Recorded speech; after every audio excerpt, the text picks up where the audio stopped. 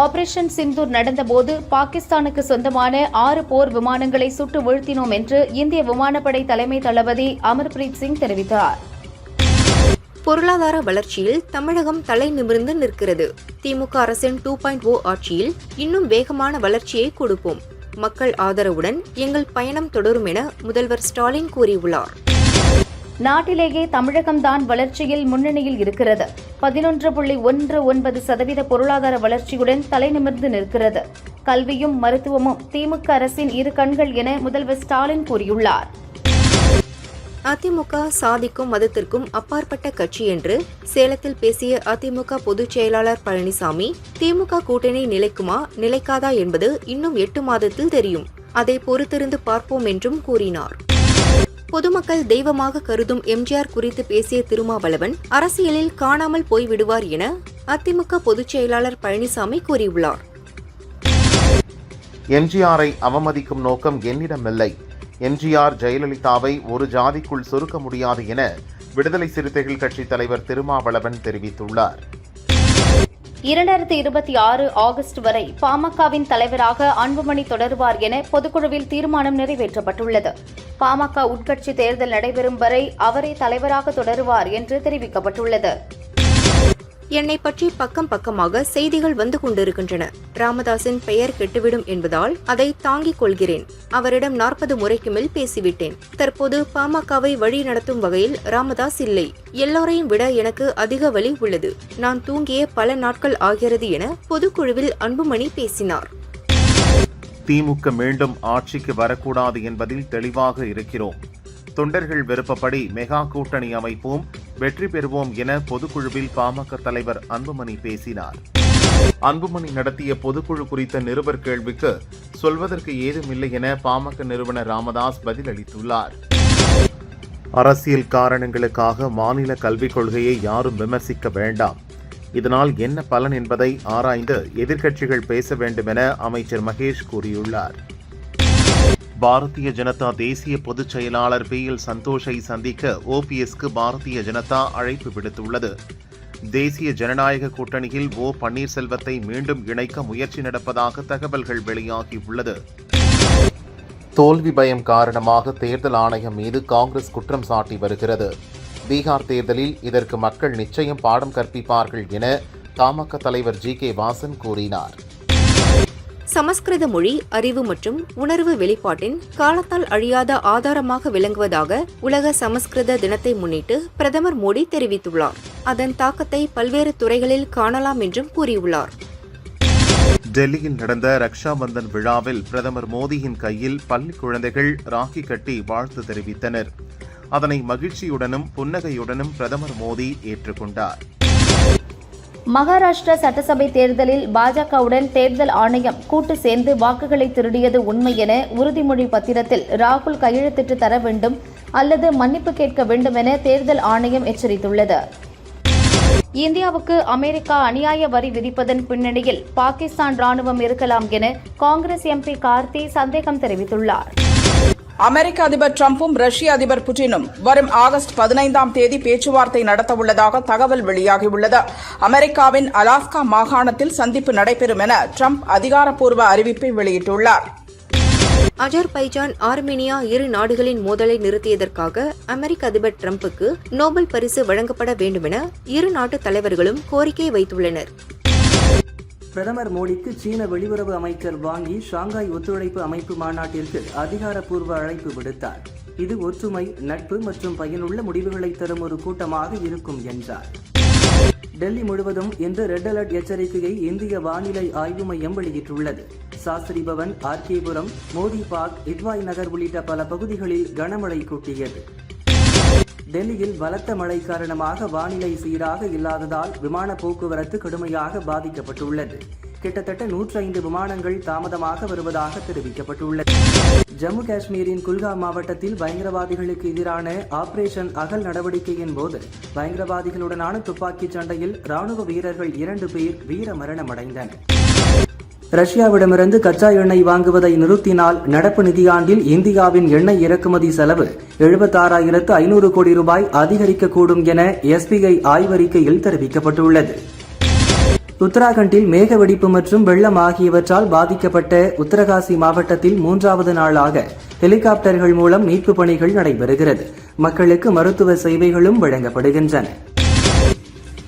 7 என்ஜின்கள் மற்றும் 354 பெட்டிகளை கொண்ட நாட்டிலேயே மிக நீளமான ருத்ராஸ்திரம் என்ற சரக்கு ரயிலின் சோதனை ஓட்டம் வெற்றியடைந்தது. 4.5 கிலோமீட்டர் நீளமுடைய இந்த ரயில் இயக்கப்படுவதால் கணிசமான நேரத்தை மிச்சப்படுத்தும் என ரயில்வே அதிகாரிகள் தெரிவித்துள்ளனர். டிரம்பின் வரி விதிப்புக்கு பதிலடியாக அமெரிக்காவிடம் ஆயுதம் வாங்கும் திட்டத்தை நிறுத்தியதாக பரவும் தகவலுக்கு இந்தியா மறுப்பு தெரிவித்துள்ளது. பல்வேறு கொள்முதல் செயல்முறைகள் பரிந்துரைக்கப்பட்ட விதிமுறைகளின்படி நடந்து வருவதாக விளக்கம் அளித்துள்ளது. பெங்களூருவிலிருந்து கோவை வந்த விமானத்தின் பைலட் அறையில் மர்ம நபர்கள் லேசர் லைட் அடித்துள்ளனர். இது தொடர்பான கட்டுப்பாட்டு அறையின் புகாரின் பேரில் பீளமேடு போலீசார் விசாரித்து வருகின்றனர். அவசரகால பயன்பாட்டுக்கான 4 மருந்துகளுக்கு மத்திய அரசு விலை உச்சவரம்பு நிர்ணயம் செய்துள்ளது. இதேபோல் வலி நிவாரணி, நுண்ணுயிர் எதிர்ப்பி உள்ளிட்ட 37 மருந்துகளுக்கு சில்லறை விலை நிர்ணயம் செய்துள்ளது. 2024-25 நிதியாண்டில் இந்தியாவில் பாதுகாப்பு தளவாட உற்பத்தி 1,50,590 ரூபாய் அதிகரித்துள்ளதாக மத்திய அமைச்சர் ராஜ்நாத் சிங் கூறினார். பார்லிமென்ட் லோக்சபாவில் பாஜக எம்பி நடிகர் ரவி கிஷன் சமோசாவின் அளவுகள் குறைந்து அதன் விலையும் அதிகரிக்கப்பட்டுள்ளதாக சமோசா பிரச்சினையை எழுப்பியிருந்தார். இதனால் அவர் மீது கடும் விமர்சனங்கள் கிளம்பியுள்ளது. இந்திய குடியுரிமையை கைவிட்டு வெளிநாட்டு குடியுரிமையை பெறுபவர்களின் எண்ணிக்கை அதிகரித்து வரும் நிலையில் கடந்த ஆண்டு மட்டும் 2 லட்சத்திற்கும் மேற்பட்ட இந்தியர்கள் தங்கள் குடியுரிமையை கைவிட்டதாக மத்திய இணையமைச்சர் கீர்த்தி வர்தன் சிங் கூறியுள்ளார். ஜார்க்கண்ட் மாநிலம் சண்டில் பகுதியில் 20க்கும் மேற்பட்ட பெட்டிகளுடன் சென்ற சரக்கு ரயில் தடம் புரண்டு விபத்துக்குள்ளானது. ரயில்வே ஊழியர்கள் சீரமைக்கும் பணியில் ஈடுபட்டுள்ளனர். இதனால் அவ்வழித்தடத்தில் ரயில் சேவை பாதிக்கப்பட்டுள்ளது. இந்தியாவில் செயல்படும் அமெரிக்க நிறுவனங்களை 146 கோடி இந்திய மக்கள் புறக்கணித்தால் என்ன ஆகும் என அமெரிக்க அதிபர் டிரம்புக்கு ராஜ்யசபா எம்பி அசோக் குமார் மிட்டல் கடிதம் மூலம் கேள்வி எழுப்பியுள்ளார். உயிரிழந்த வாடிக்கையாளரின் டெபாசிட் கணக்குகள், லாக்கர் டெபாசிட்கள், பாதுகாப்பில் உள்ள பொருட்கள் ஆகியவற்றை கேட்டு குடும்பத்தினர் விண்ணப்பித்தால் 15 நாட்களுக்குள் அனைத்தையும் உரியவரிடம் வங்கிகள் ஒப்படைக்க வேண்டுமென ரிசர்வ் வங்கி அறிக்கை வெளியிட்டுள்ளது. டெல்லியில் உள்ள ஹரி நகரில் கனமழை காரணமாக சுவர் இடிந்து விழுந்ததில் 2 குழந்தைகள் உட்பட 7 பேர் உடல் நசுங்கி பலியாகியுள்ளனர். மீட்பு பணி மற்றும் போலீஸ் விசாரணை நடக்கிறது. டெல்லி விகாஸ் மார்க்கில் உள்ள கோஸ்மோஸ் மருத்துவமனையில் ஏற்பட்ட தீ விபத்தில் ஒருவர் உயிரிழந்தார். 11 பேர் மீட்கப்பட்டுள்ளனர். விபத்துக்கான காரணம் குறித்து டெல்லி போலீசார் விசாரிக்கின்றனர். உத்தரகாசியில் மேக வெடிப்பால் ஏற்பட்ட வெள்ளப்பெருக்கில் சிக்கியவர்களில் இதுவரை 816 பேர் மீட்கப்பட்டுள்ளனர். ஆபரேஷன் தாராளி என்ற பெயரில் ராணுவம், தேசிய மீட்பு படையினர் தொடர்ந்து மீட்பு பணியில் ஈடுபட்டுள்ளனர். அமெரிக்க அதிபர் டிரம்ப் வரி விதித்து நெருக்கடி கொடுக்கும் சூழலில் நாட்டின் நலனை கருத்தில் கொண்டு மத்திய அரசுக்கு மக்கள் அனைவரும் ஆதரவு அளிக்க வேண்டும் என சரத் பவார் கூறியுள்ளார். மத்திய அரசின் தெளிவான அரசியல் உறுதிப்பாட்டால் ஆபரேஷன் சிந்தூர் வெற்றி பெற்றது. விமானப்படைக்கு எந்த கட்டுப்பாடுகளும் விதிக்கப்படவில்லை என விமானப்படை தளபதி AP சிங் தெரிவித்துள்ளார். மத்திய அரசின் தேசிய புதிய கல்விக் கொள்கையை அப்படியே காப்பியடித்து தமிழக கல்விக் கொள்கையாக திமுக அரசு அறிவித்துள்ளதாக பாஜக மாநில தலைவர் நயினார் நாகேந்திரன் விமர்சித்தார்.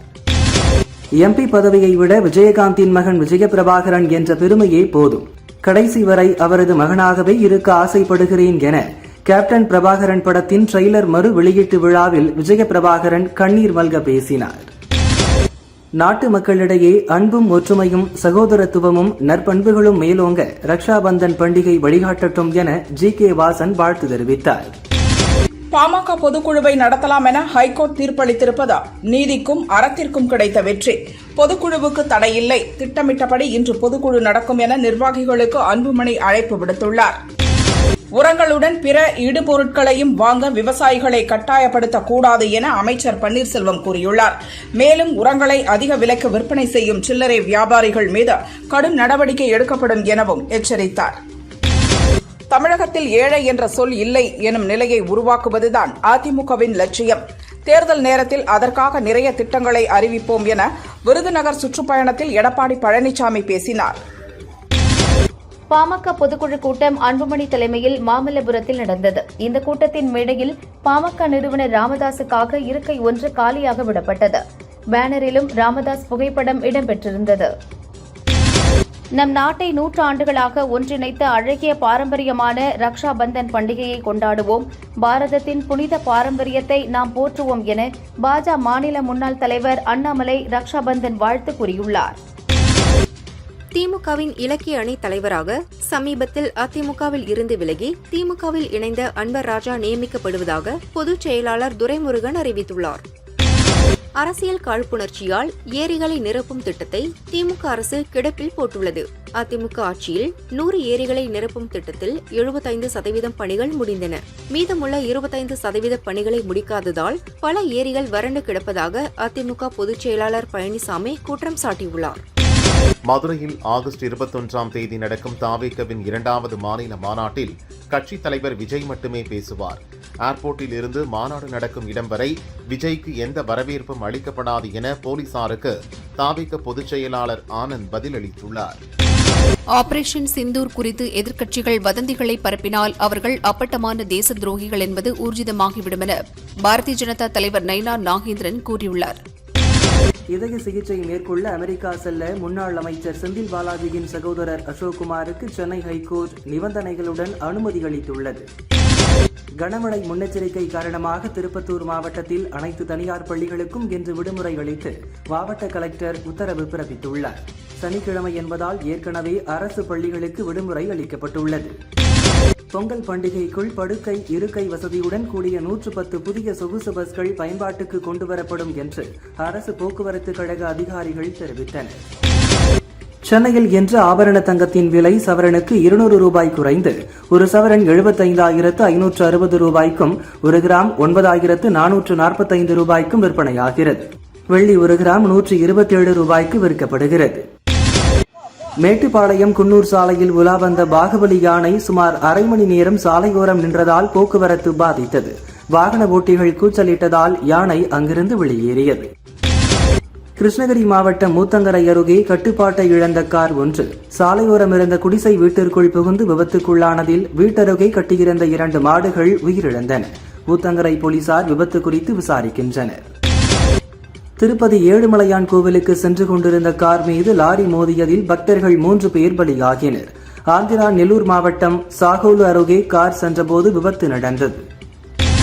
கர்நாடக மாநிலம் தர்மஸ்தலா தேவஸ்தான அறங்காவலர் குழுவை கலைத்துவிட்டு அதில் உள்ளவர்களை கைது செய்ய வேண்டும் என்கிறார் இந்திய கம்யூனிஸ்ட் கட்சியின் தேசிய செயலாளர் நாராயணா. திருப்பூர் அனுப்பர்பாளையம் அரசு மேல்நிலைப் பள்ளியின் முன் டன் கணக்கில் குப்பைகள் கொட்டப்பட்டுள்ளதால் துர்நாற்றம் வீசுவதுடன் மாணவர்களுக்கு நோய் பரவும் அபாயம் ஏற்பட்டுள்ளது. குப்பைகளை கையாள்வதில் மாநகராட்சி நிர்வாகத்திற்கு சரியான திட்டமிடல் இல்லாததே இதற்கு காரணம் என குற்றம் சாட்டியுள்ளனர். 2026 சட்டசபை தேர்தலில் திமுக கூட்டணியில் 20 முஸ்லிம் வேட்பாளரை திமுக அறிவிக்க வேண்டும் என தமிழக முதல்வருக்கு அஞ்சல் அட்டை அனுப்புவதாக அம்மா பள்ளி தைக்கால் வளாகத்தில் நடைபெற்ற பாபநாசம் வட்டார ஜமாஅத் பொதுக்குழு கூட்டத்தில் தீர்மானம் நிறைவேற்றப்பட்டது. ஹிமாச்சல் பிரதேச மாநிலம் சன்வாஸ் பகுதியில் உள்ள பள்ளத்தாக்கில் கார் கவிழ்ந்த விபத்தில் ஒரே குடும்பத்தைச் சேர்ந்த 6 பேர் பலியானார்கள். மடப்புரம் கோயில் காவலாளி அஜித்குமார் கொலை வழக்கு விசாரணையில் நிகிதா முன்னுக்கு பின் முரணான தகவல்களை கூறியதால் அஜித் மீது நிகிதா அளித்தது பொய் புகாராக இருக்கலாம் என சிபிஐ அதிகாரிகளுக்கு சந்தேகம் எழுந்துள்ளது. தாம்பரம் சானிட்டோரியம் வளாகத்தில் 115 கோடி மதிப்பில் 400 படுக்கைகள் 6 தளங்களுடன் கட்டப்பட்ட செங்கல்பட்டு மாவட்டத்தின் தலைமை அரசு மருத்துவமனையை முதல்வர் ஸ்டாலின் திறந்து வைத்து பார்வையிட்டார். போதைப் பொருட்கள் எதிர்ப்பாக விழிப்புணர்வை ஏற்படுத்தும் நோக்கில் வேலூர் மாவட்டம் காட்பாடி சித்தூர் பேருந்து நிலையத்தில் மாரத்தான் ஓட்டம் நடந்தது. வேலூர் எஸ்பி மயில் வாகனன் மாரத்தானை துவக்கி வைத்தார்.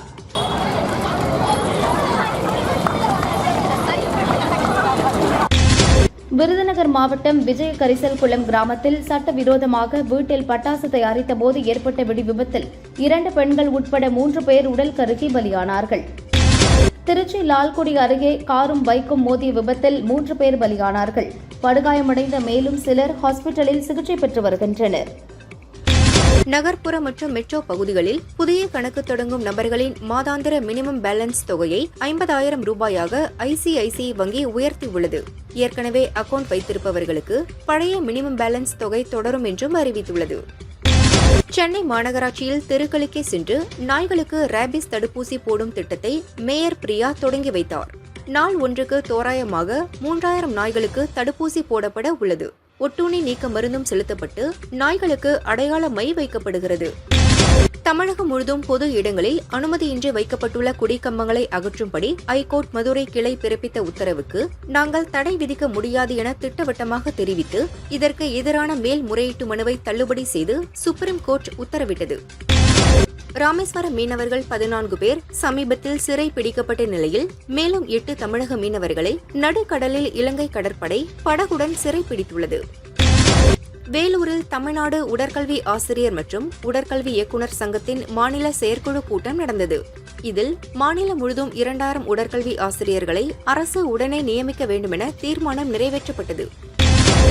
தமிழகத்தில் 2019ஆம் ஆண்டு முதல் தேர்தலில் போட்டியிடாத 22 அரசியல் கட்சிகளின் பெயர்களை பதிவு செய்யப்பட்ட கட்சிகளின் பெயர் பட்டியலில் இருந்து தேர்தல் ஆணையம் நீக்கியுள்ளது. சென்னை கிண்டியில் உள்ள அரசு பன்னோக்கு மருத்துவமனையில் முதல்வர் ஸ்டாலின் திடீர் ஆய்வு மேற்கொண்டார். சிகிச்சை பெறுவோரை சந்தித்து அவர்களுக்கு அளிக்கப்படும் சிகிச்சை விவரங்கள் குறித்து கேட்டறிந்தார். விருதுநகர் மாவட்டம் விஜய கரிசல் குளத்தில் பட்டாசு வெடிவிபத்தில் பலியான 3 பேரின் குடும்பத்துக்கு தலா 4 லட்சம் ரூபாயும், காயமடைந்தவர் குடும்பத்திற்கு 1 லட்சம் ரூபாயும் நிவாரணமாக வழங்கப்படும் என முதல்வர் ஸ்டாலின் அறிவித்துள்ளார். நெல்லையில் செயல்படும் இரும்பு பட்டறைகளில் விவசாய பயன்பாட்டுக்கான ஆயுதங்களை தவிர அரிவாள், கத்தி உள்ளிட்ட சட்டவிரோத செயல்களுக்கு பயன்படுத்தும் ஆயுதங்கள் தயாரிக்கக்கூடாது. மீறினால் கடும் நடவடிக்கை எடுக்கப்படும் என போலீசார் எச்சரித்துள்ளனர்.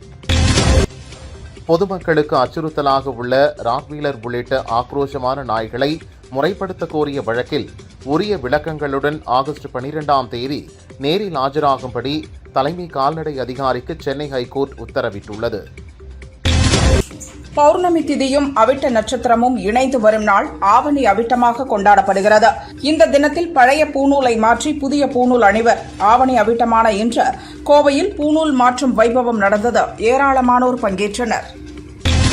சிராவண பௌர்ணமியை முன்னிட்டு திருப்பதி திருமலை கோவிலில் சிரவண உபகர்மா நடைபெற்றது. ஸ்ரீ கிருஷ்ணசுவாமி, ஸ்ரீ வராக சுவாமி கோவிலுக்கு ஊர்வலமாக எடுத்து வரப்பட்டு அபிஷேகம் செய்யப்பட்டது. மதுரை அழகர் கோவில் ஆடி பெருந்திருவிழாவின் 9ஆம் நாளான இன்று திருத்தேரோட்டம் கோலாகலமாக நடந்தது. ஆயிரக்கணக்கான பக்தர்கள் தேரை வடம் பிடித்து இழுத்து வழிபட்டனர். ஆடி பௌர்ணமியை முன்னிட்டு திருவண்ணாமலையில் லட்சக்கணக்கான பக்தர்கள் கிரிவலம் சென்று தரிசனம் செய்தனர். தென்காசி மாவட்டத்தில் உள்ள தோரணமலை முருகன் கோயிலில் ஆடி பௌர்ணமியை முன்னிட்டு ஆயிரக்கணக்கான பக்தர்கள் கிரிவலம் சென்று வழிபட்டனர். மாமன் படத்தில் சூரிக்கு ஜோடியாக நடித்த ஐஸ்வர்யலட்சுமி சில தினங்களுக்கு முன் சூரியின் சொந்த ஊரான மதுரை ராஜாக்கூருக்கு சென்றுள்ளார். அவரது ஊர், குலதெய்வ கோயில் மற்றும் உறவினர்களுடன் கலந்துரையாடி மகிழ்ந்துள்ளார். அதை இன்ஸ்டாவில் நெகிழ்ச்சியுடன் ஐஸ்வர்யலட்சுமி பதிவிட்டுள்ளார். ஆவணி அவிட்டம் முன்னிட்டு யஜூர் உபாகர்மா எனும் பூநூல் அணியும் வைபவம் காரமடை அரங்கநாத சுவாமி திருக்கோவிலில் நடந்தது. ஸ்ரீதேவி பூதேவி சமேத அரங்கநாத பெருமாளுக்கு பூநூல் அணிவிக்கப்பட்டு சிறப்பு வழிபாடு நடைபெற்றது. பெரியகுளம் பாம்பாற்று ராமபக்த ஆஞ்சநேயர் கோயிலில் ஆடி பௌர்ணமி சனிக்கிழமையை முன்னிட்டு சிறப்பு வழிபாடு நடைபெற்றது. முத்தங்கி அலங்காரத்தில் அருள் பாலித்த ஆஞ்சநேயரை ஏராளமான பக்தர்கள் தரிசனம் செய்தனர். ஃபேஸ்புக்கில் நட்பாக பழகிய பெண்ணிடம் மும்பையைச் சேர்ந்த 80 வயது முதியவர் ஒருவர் 2 ஆண்டுகளில் சுமார் 9 கோடி ரூபாய் பணத்தை இழந்துள்ளார். ஆன்லைன் காதல் மோசடியில் சிக்கி ஏமாந்த முதியவருக்கு உடல்நிலை பாதிக்கப்பட்ட நிலையில் சைபர் கிரைம் போலீசார் விசாரித்து வருகின்றனர். கள்ளக்குறிச்சி அரசு மருத்துவமனையில் பிறந்த 4 நாட்களே ஆன பச்சிளம் ஆண் குழந்தையை கடத்த முயன்ற லட்சுமி என்ற பெண்ணை அங்கிருந்த பொதுமக்கள் பிடித்து போலீசில் ஒப்படைத்தனர். புவனகிரி பேரூராட்சி அலுவலகத்திற்குள் பணியில் இருந்த இளநிலை உதவியாளரை தாக்கிய விடுதலை சிறுத்தைகள் கட்சி கவுன்சிலர் காளிமுத்துவை புவனகிரி போலீசார் கைது செய்தனர். அமெரிக்காவில் உள்ள பல்கலைக்கழகத்தில் மர்ம நபர் திடீரென நடத்திய துப்பாக்கிச் சூட்டில் போலீஸ் அதிகாரி ஒருவர் உயிரிழந்தார். துப்பாக்கிச் சூடு நடத்திய நபரும் உயிரிழந்து விட்டார். நிலவை முதலில் சுற்றி வந்த விண்வெளி வீரர்களில் ஒருவரான ஸ்மிலின் ஜிம்லவில் இறந்தார். அவருக்கு வயது 97. அவருடைய மறைவுக்கு நாசா விண்வெளி மையம் வருத்தம் தெரிவித்துள்ளது. நிலவில் மனிதன் நிரந்தரமாக வாழும் சூழ்நிலையை உருவாக்கும் முயற்சியின் ஒரு பகுதியாக 2030க்குள் நிலவில் அணுமின் நிலையம் அமைக்க நாசா திட்டமிட்டுள்ளது. நகைச்சுவை நிகழ்ச்சி தொகுப்பாளர் கபில் சர்மா கனடாவில் நடத்தும் உணவக திறப்பு விழாவிற்கு நடிகர் சல்மான் கானை அழைத்ததாலேயே குறிவைத்து தாக்குதல் நடத்துவதாக ரவுடி லாரன்ஸ் பிஷ்னோய் கும்பல் தெரிவித்துள்ளது. 50வது பிறந்தநாள் கொண்டாடும் தெலுங்கு நடிகர் மகேஷ் பாபுவுக்கு நடிகர் சிரஞ்சீவி வாழ்த்து தெரிவித்துள்ளார். தெலுங்கு சினிமாவின் பெருமையான உங்களுக்கு இந்த ஆண்டு அற்புதமான ஆண்டாக அமைய வாழ்த்துகிறேன் என கூறியுள்ளார். நடிகர் விக்ரம் பிரபு நடிப்பில் அறிமுக இயக்குநர் சுரேஷ் ராஜகுமார் இயக்கத்தில் உருவான சிறை படத்தின் ஃபர்ஸ்ட் லுக்கை இயக்குநர் லோகேஷ் கனகராஜ் சோசியல் மீடியாவின் வழியே வெளியிட்டார். ராம்கோபால் வர்மா இயக்கிய முதல் படம் சிவா. இளையராஜா இசையில் நாகார்ஜுனா, அமலா, ரகுவரன் நடித்தனர். 1989 வெளியான இப்படம் தெலுங்கில் மட்டுமல்லாது தமிழிலும் உதயம் என்ற பெயரில் வெளியாகி வெற்றி பெற்றது. 36 ஆண்டுகளுக்கு பின் இந்த படத்தை 4K தரத்தில் ரீ-ரிலீஸ் செய்வதாக அறிவித்துள்ளனர். நடிகர் கமல்ஹாசனின் விக்ரம் படத்தில் வரும் ஏஜென்ட் டீனா கதாபாத்திரத்தை மையப்படுத்திய கதையை வெப் சீரிஸாக உருவாக்க இயக்குநர் லோகேஷ் கனகராஜ் முடிவு செய்துள்ளார். சமீபத்திய பேட்டி ஒன்றிலும் இதனை அவர் உறுதிப்படுத்தினார். முன்னாள் கவர்ச்சி நடிகையான டிஸ்கோ சாந்தி 28 ஆண்டுகளுக்கு பின் படத்தில் நடித்துள்ளார். இன்னாசி பாண்டியன் இயக்கத்தில் ராகவா லாரன்ஸ், அவரது சகோதரர் எல்வின் நடிக்கும் படம் புல்லட். அமானுஷ்ய ஆக்ஷன் த்ரில்லர் கதையில் உருவாகியுள்ள இதில் மந்திரவாதி வேடத்தில் டிஸ்கோ சாந்தி நடித்துள்ளார். இயக்குனர், இசையமைப்பாளர், பாடலாசிரியர், பாடகர் என பன்முக திறமை கொண்ட கங்கை அமரன் இதற்கு முன் சில படங்களில் அவரது வேடத்திலேயே ஓரிரு காட்சிகள் நடித்துள்ளார். இப்போது லெனின் பாண்டியன் என்ற படத்தில் முழுநேர நடிகராகியுள்ளார். ராம்குமார் மகன் தர்ஷன் நாயகனாக நடிக்க பாலச்சந்திரன் இயக்குகிறார். என்னை ட்ரோல் செய்வதற்கு பணம் கொடுக்கப்படுகிறது. சிலர் ஏன் இவ்வளவு கொடூரமாக நடந்து கொள்கிறார்கள்? இது மிகவும் வருத்தம் அளிக்கிறது. என் மீது அன்பு காட்ட முடியவில்லை என்றாலும் அமைதியாக இருங்கள் என நடிகை ராஷ்மிகா மந்தனா கூறியுள்ளார். லோகேஷ் கனகராஜ் இயக்கத்தில் ரஜினி நடித்துள்ள கூலி படம் ஆகஸ்ட் 14 ரிலீஸ் ஆகும் நிலையில் முன்பதிவு துவங்கியுள்ளது. தமிழகத்தில் முதல் காட்சி காலை 9 மணிக்குத்தான் இருக்கும். ஆனால் மற்ற மாநிலங்களில் காலை 6 மணிக்கு காட்சிகள் ஆரம்பமாகிறது. பெங்களூரில் துவங்கிய முன்பதிவில் அதிகபட்ச டிக்கெட் கட்டணமாக ரூபாய் 2000 நிர்ணயிக்கப்பட்டுள்ளது. அதற்கடுத்து 1500, 1000 ரூபாய் கட்டணங்களும் உள்ளது. அவை அனைத்துமே உடனடியாக முன்பதிவாகிவிட்டதாம். குட் பேட் அக்லி படத்தை தொடர்ந்து அஜித்தின் 64வது படத்தையும் ஆதிக் ரவிச்சந்திரன் இயக்குகிறார். இதற்கான பணிகள் நடக்கும் சூழலில் மற்றொரு புறம் நடிகர்கள் தேர்வும் நடக்கிறது. நாயகிகளாக இளம் நடிகை ஸ்ரீலீலாவும் இன்னொரு முக்கிய வேடத்தில் ஸ்வாசிகாவும் நடிக்க உள்ளனர். இவர்களுடன் இயக்குனர் மிஷ்கினும் இணைகிறார். இவர் வில்லன் வேடத்தில் நடிப்பதாக சொல்கிறார்கள். ஆர்.கே. செல்வமணி இயக்கத்தில் விஜயகாந்த் நடித்த 100வது படமான கேப்டன் பிரபாகரன் ஆகஸ்ட் 22 மறு வெளியீடு செய்யப்படுகிறது. டிஜிட்டலில் மெருகேற்றப்பட்ட இந்த படத்தின் ட்ரெய்லர் வெளியீட்டு விழா நடந்தது. இதில் பேசிய இப்படத்தில் நடித்த நடிகை ரம்யா கிருஷ்ணன், தமிழில் நான் நடித்த படங்கள் வெற்றியை தராததால் தெலுங்கிற்கு போனேன். அப்போதுதான் கேப்டன் பிரபாகரன் பட வாய்ப்பு வந்தது. நான் ஹீரோயின் இல்லை என்றாலும் நடிக்க சம்மதித்தேன். இந்த படம் கொடுத்த வெற்றி, பெயர், புகழ் அதிகம். இந்த மாதிரி வெற்றிக்காக 10 ஆண்டுகள் காத்திருந்தேன். அதன் பின் படையப்பாவில் அப்படி ஒரு வெற்றி கிடைத்தது. குறிப்பாக இதில் நான் ஆடிய ஆட்டமா தேரோட்டமா ஒலிக்காத இடமே இல்லை என்றார்.